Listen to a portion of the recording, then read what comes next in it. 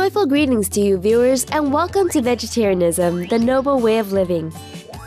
Today we will once again visit Jungle Friends Primate Sanctuary for the third and concluding episode of our series. In the first two parts of our show, we spoke with founder Kerry Bognall and the sanctuary's interns and learned about the sanctuary's 120 monkey residents, 4 birds, and a few dogs. We heard how many monkeys were sick because of stress and their poor diets while being held captive as pets. Fortunately, after relocating to Jungle Friends and cared for on a nutritious vegan diet, they have been able to regain their health almost instantaneously.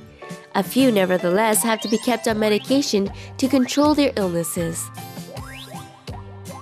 Another problem that we have with monkeys in captivity is they don't get the exercise they need, they don't get the right diet, and then they develop diabetes. We've got most of them weaned off of insulin, but we do have some that still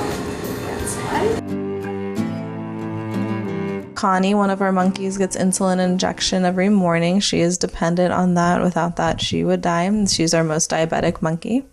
And Christopher, one of our monkeys, has had thyroid issues, so he gets Thyrazine.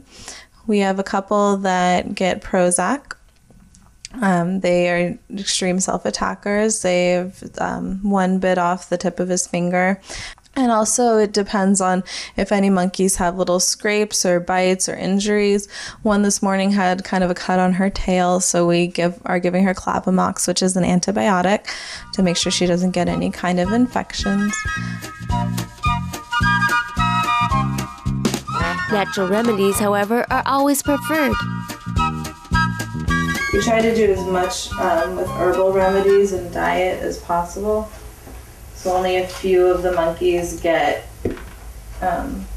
what I would call Western medication. And I know that Western medication is very much treat the symptom, not the cause, and they just like to mask it with a ton of medication, and I don't like that. So I like natural and looking at what the cause is. This one is milk thistle. One of our monkeys is for Katie. She is blind and she has liver issues, so we give her some milk thistle. And then we have some older guys that we give joint ease to. This kind of helps them with arthritis. They really like it. And we give 1 dropper full of colon assist to one of our spider monkeys who sometimes has problems with constipation. So she gets that. And then one of our white-faced capuchins has thyroid issues, a hormone imbalance. So he gets Thyrazine, thyroid medication. And then the glipizide is for the more diabetic monkeys where the pancreas-assisted diet doesn't do the job. We all know that to get an animal to take medicine is not an easy task. Who can blame them? The caregivers at Jungle Friends have thought up unique ways to give medicine to their monkey babies. 4 of the monkeys get glipizide for diabetes, and we give that to them in cups. We mix it with applesauce. So we cut out, they like to tear up the cups to get to the very bottom to look at the applesauce, so we just cut off the tops to make it easier for them to tear open. Okay. We put the initial on the cup so we know which one is theirs. We use applesauce. That's the only sugar they really get. The rest of the meds we put on pieces of bread. And some of the time we try and cut it up in shapes of letters of the monkey's name to help us remember. So right now I'm just cutting the bread slices. Although the winter weather in Gainesville, Florida is warmer than Las Vegas, Nevada, where Kerry once lived with the first few monkeys, it still gets pretty chilly. In fact, the temperature can drop to below 30 degrees Fahrenheit or 1 degree Celsius. So to keep the monkeys warm, they are given heat lamps and blankets in their habitats. The monkeys like it around 80, 85, But at 60, they're still okay. But when the temperatures drop below 60 degrees, all of the heat lamps come on. We have them all thermostated. So they have heat lamps in their habitat where they can go into a cave, and they've got their heat lamp in a hammock where they can hang out and bundle together. Some of the elderly monkeys and the diabetic monkeys and the smaller monkeys, like the marmosets and tamarins, actually have buildings that they can go inside and get completely out of the weather into a climate-controlled area. It even is air-conditioned in the summer. But and then we have some monkeys that prefer to sleep under the stars. We have runways that go to all the different habitats that they can travel along. The runways are under the stars and kind of out in the open, and a lot of them like to sleep in the runways. So then we have to go out with blankets and stuff the blankets in their runways for them, so that they can wrap up in their blankets. Then the old folks who are in the indoor areas, or the diabetics, they also have blankets inside. And it's so cute to go in, especially with old Chi-Chi or Poochie, or you'd walk in and they've got this blanket all wrapped around their head, and you, Chi-Chi, are you there? And she'll look up like this little old lady with a blanket all wrapped, like, get out of here, close the door. You know, they're so cute. We have to do heat checks to make sure the heat lamps are working and all the monkeys are okay. For every 5-degree drop, or every 4 hours throughout the night, we're up walking around the whole place making sure everyone's okay. Indeed, caring for 120 monkeys really takes a lot of energy and time. Let's take a look at a typical workday for the sanctuary staff. We get up around somewhere between 6 and 7, depending on when the sun comes up. And the first thing we do is we put diets together. And we pass out the monkey biscuits at first light, unless it's below 40 degrees, because we don't want to take them away from their heat lamps. And the monkey biscuits pretty much have all the nutrition that they need. And then we pass out the diets. And then we do meds, which you saw and I talked about. And then we also make soup in the morning. And we take breakfast at hopefully around 9:30 for about a half an hour. And then our morning chores, which are from about 10 to 2, it varies. So today we're doing chop, like I said. We're just going to be cutting up vegetables and fruit all morning. Some days we're cleaning outdoor or indoor habitats, repropping, building habitats, just any kind of cleaning that needs to be done. Then we collect all the diet bowls and wash those, take lunch maybe. So hopefully around 2. Sometimes we don't get out till 3.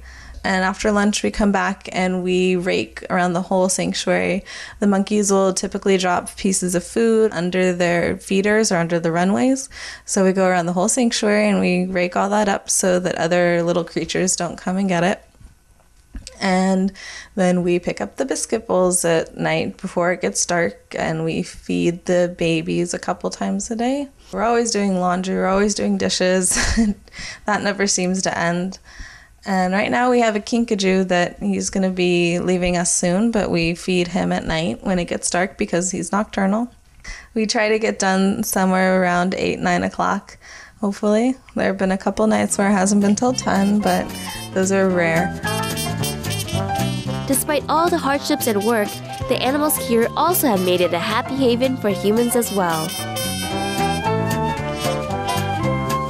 So we're all pretty tired and pretty worn out, but I'm definitely happy here. I wouldn't trade this for anything in the world right now.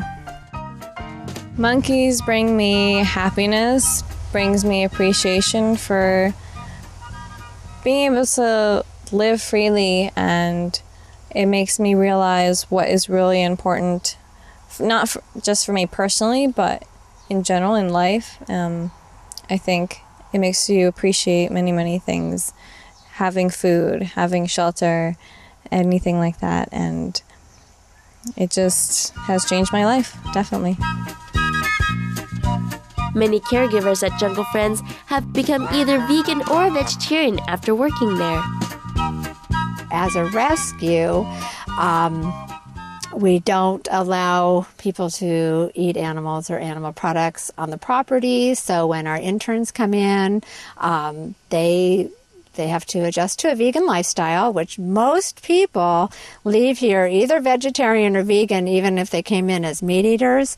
And we have a lot of people leave as vegans. So, they're going to their university and they're going to set up a vegan meal and they're teaching people how to cook. And kids are amazing. I mean, we get the best kids out here to do their internships and to volunteer. And so if we teach them to be good stewards of the planet and teach them a compassionate lifestyle, they go out into the world as young people and tell their friends.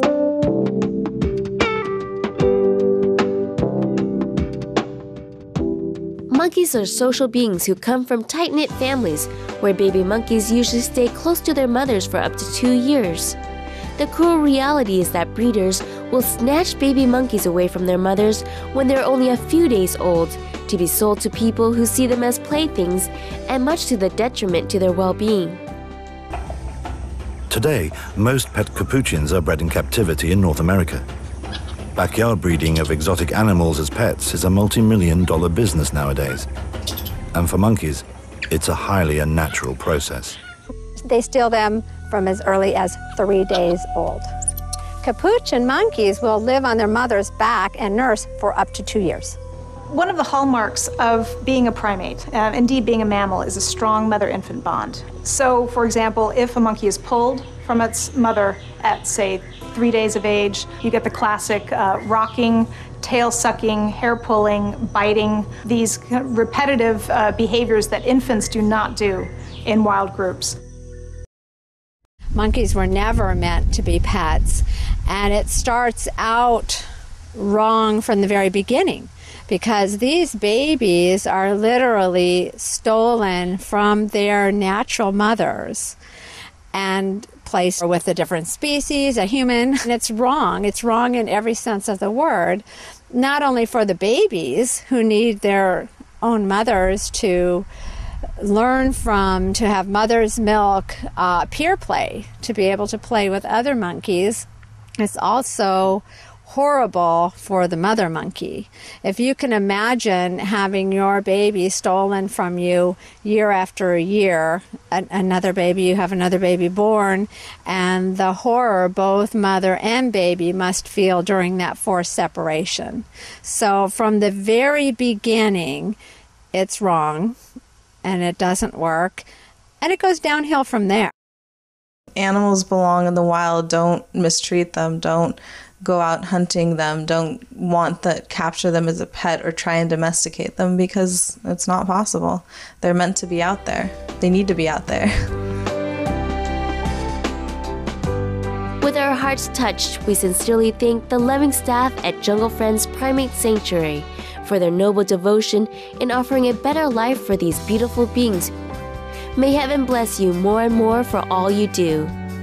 To learn more about Jungle Friends Primate Sanctuary, please visit www.junglefriends.org. Earth-conscious viewers, we enjoyed your pleasant company today on Vegetarianism, the Noble Way of Living. Coming up now is Between Master and Disciples here on Supreme Master Television. May the autumn breezes bring you hope for a bright day. For more details, please visit www.suprememastertv.com/veg.